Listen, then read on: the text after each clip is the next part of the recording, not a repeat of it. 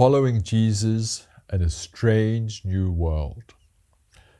Dear friends, thank you, Domine Andre Bartlett, for the privilege of speaking once more at your conference of the Center for Training for Ministry on following Jesus into a brave new world. Thank you for the opportunity to share some thoughts with you today. Often we Christians have been much more comfortable with worshiping Jesus than following him and becoming his disciples.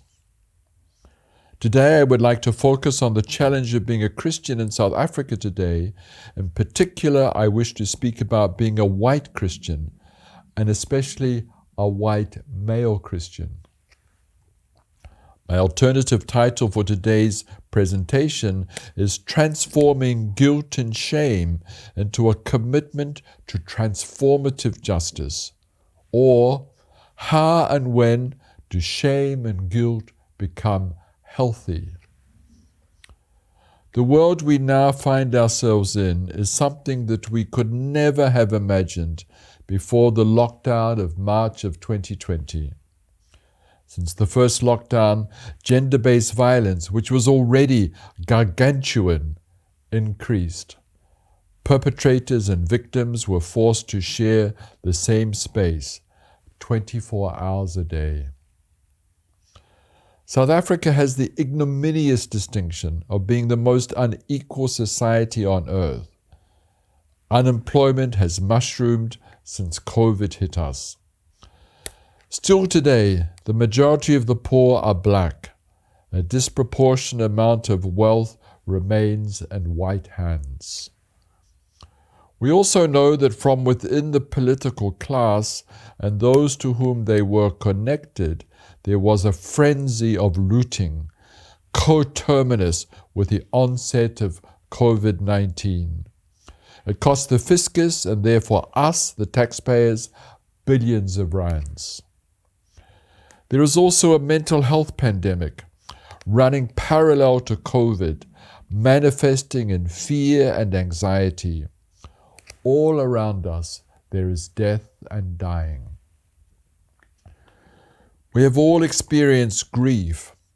Often as faith leaders, we who have been wounded by our own grief, as well as the grief of others, have not given ourselves space and permission to travel through our own grief and losses.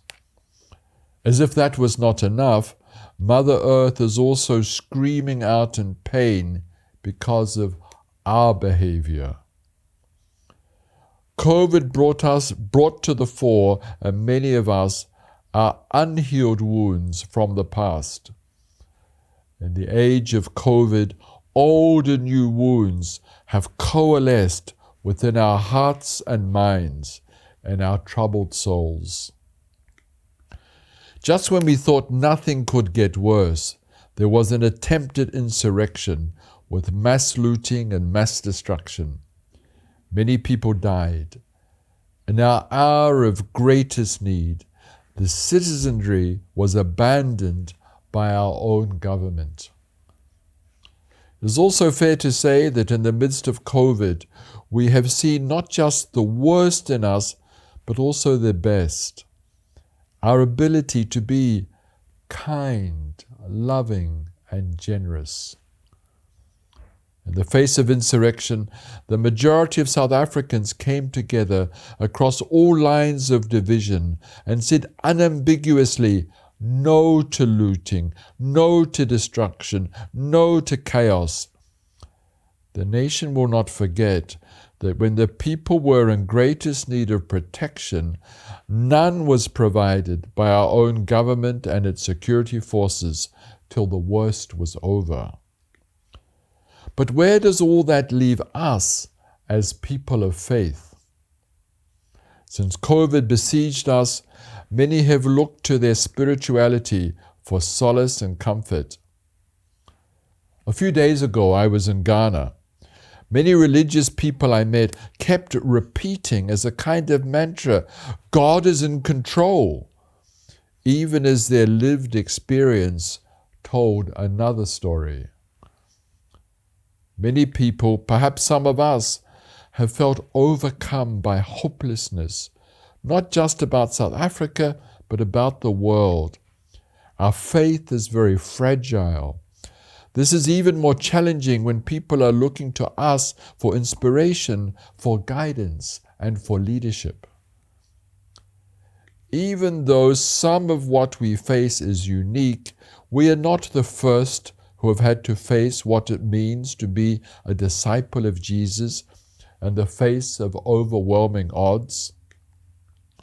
The book of Micah tells us very clearly what is required of us in this and every age: to do justice, love mercy, and walk humbly with your God. Jesus says in Luke's Gospel that he has come to preach good news to the poor, to free the captives, to bind up the brokenhearted. Galatians chapter 6 verse 2 tells us to bear one another's burdens and so fulfill the law of Christ. Many of us carry guilt and shame because of what we have done, what was done to us, and what we failed to do. For many white South Africans, the burden we carry of guilt and shame is not just what we did, as important as that is, but what was done in our name and on our behalf by previous generations. That past shaped and poisoned our present. Is it any wonder that we seek to bury and forget, to deny, rather than face our complicity with evil? We sought to assuage the horror of what we were doing to each other by singing about Braaivleis, rugby, sunny skies, and Chevrolet. Perhaps therein lies the explanation of how we started to worship the idol of materialism, which continues till today. Maybe this was inevitable, given the role of greed and accumulation for the few that underlay slavery and apartheid. As Paulo Freire points out, the oppressed's idea of being free, of being human, was to be like the oppressor. What a tragedy for our nation then and now. When apartheid came to an end, we had a Truth and Reconciliation Commission rather than Nuremberg. The Afrikaans press said it was a white bashing exercise. White people turned off the TV, didn't listen to the radio, didn't read the newspapers, preferring to remain in denial. The few who did were often changed forever. When I told my story in the Kimberley Town Hall, there were 1,000 people present. The number of white people present you could count on the fingers of one hand. People would often say, "We never knew." Would it not be more honest to say, "We didn't want to know"?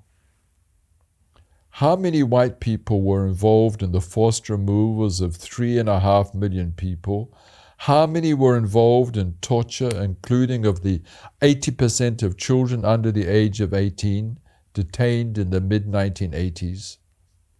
And then there were the conscripts who saw and did terrible things in Namibia and Angola. Not forgetting the everyday forms of humiliation and discrimination suffered by every person of color in South Africa. When we say we did not know, what did we mean? I could go on.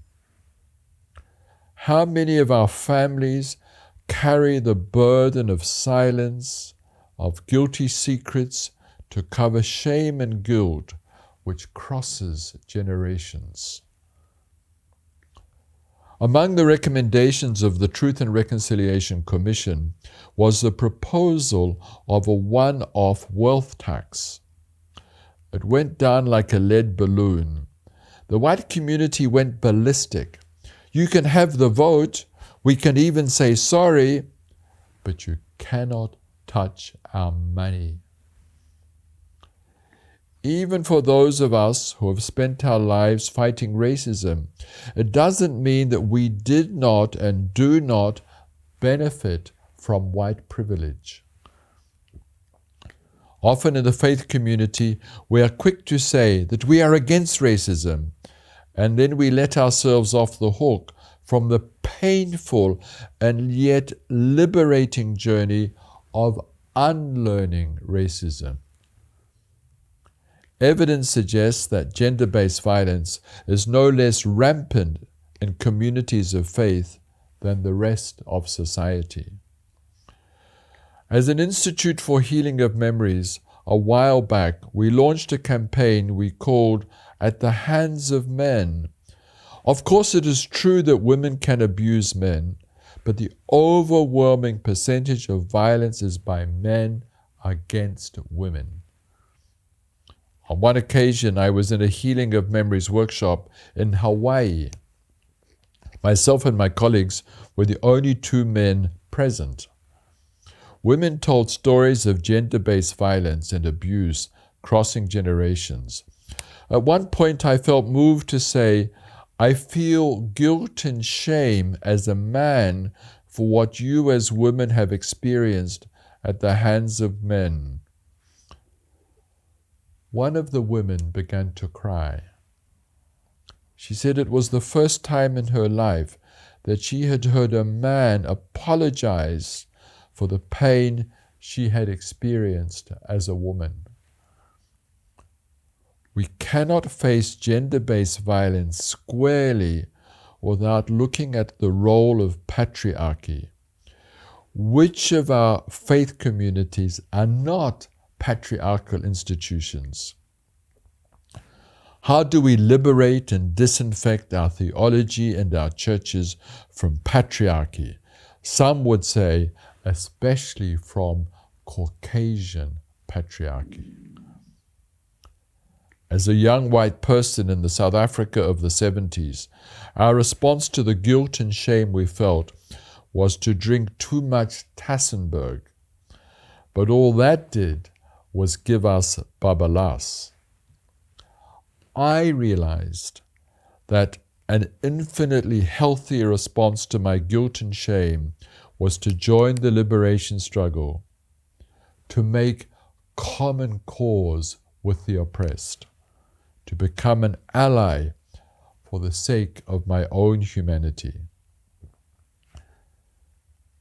I was inspired by all those who had gone before me, including my spiritual ancestors, living and departed, black and white, women and men, Christian and communist. In my case, they have included the greats like Oliver Tambo and Nelson Mandela, Helen Joseph and Albertina Sisulu, Desmond Tutu and Beyers Naudé, Bram Fischer and Dietrich Bonhoeffer, not forgetting Trevor Huddleston. Perhaps some of us still feel guilt and shame that we did not have the courage to oppose apartheid like Beyers Naudé and Bram Fischer did. I recall that for centuries, for the majority of South Africans, their oppression was steadily increasing. Yet they never gave up. They dared to hope from generation to generation. As we face dark times today, we can draw strength and hope from the courage of our foremothers and forefathers. I remember reading, soon after democracy came to South Africa, a report from our National Intelligence Agency. It listed the major threats to the security of the state. They were poverty, unemployment, and inequality. There was no mention of any military threats. There was a proposed arms deal. Rank and file ANC MPs rebelled and the deal was shelved.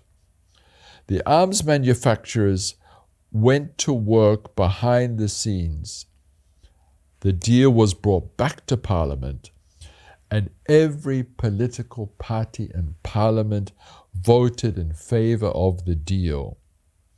Then the corruption began to emerge.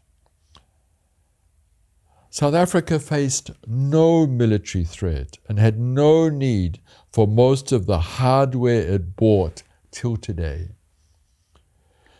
It is time for the swords to be turned into plowshares. In the face of the COVID-19 pandemic, the military arsenals of the world, including our own, do not help and do not protect us. The money could and should be spent on universal health care.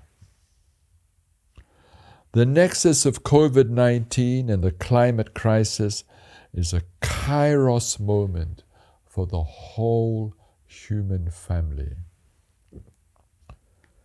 We all have a part to play if the human species is going to survive. I feel guilt and shame about what we humans are doing to our earthly home.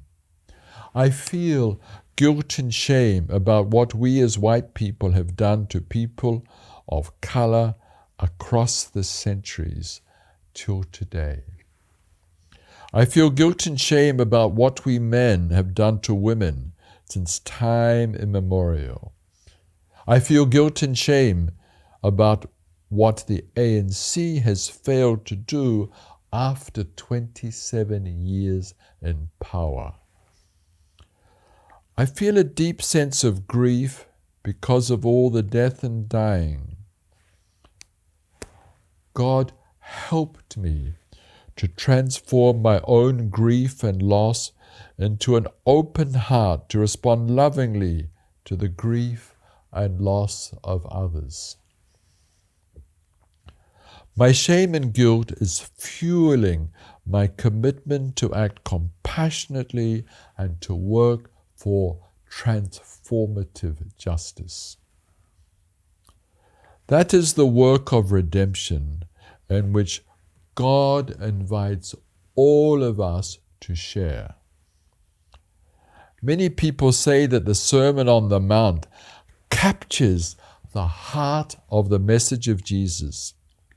Every morning I receive a short meditation from the great spiritual writer, Richard Rohr. I guess he's known to some of you. Father Rohr also references other spiritual writers. The focus a couple of weeks back was on the Beatitudes. We are used to hearing the Beatitudes expressed passively. Blessed are those who hunger and thirst for justice, for they shall be satisfied. Blessed are the merciful, for they shall obtain mercy. Blessed are the pure in heart, for they shall see God. Blessed are the peacemakers, for they shall be called children of God.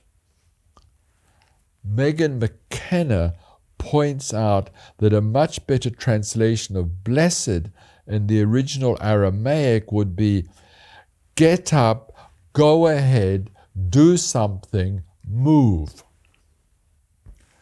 When I understand Jesus' words in Aramaic, I translate like this: get up, go ahead, do something, move, you who are hungry and thirsty for justice, for you shall be satisfied. Get up, go ahead, do something, move, you peacemakers, for you shall be called children of God. To me, this reflects Jesus' words and teachings much more accurately. Is this not the discipleship to which we are called in this brave new world? Is this not what we are called to do in honor of Babita Deokaran? God grant me the serenity to accept the things I cannot change, courage to change the things I can, and wisdom to know the difference. Guide me, O thou great Redeemer, pilgrim through this barren land. I am weak, but thou art mighty. Hold me with thy powerful hand. Bread of heaven, Feed me now and evermore. Feed me now and evermore.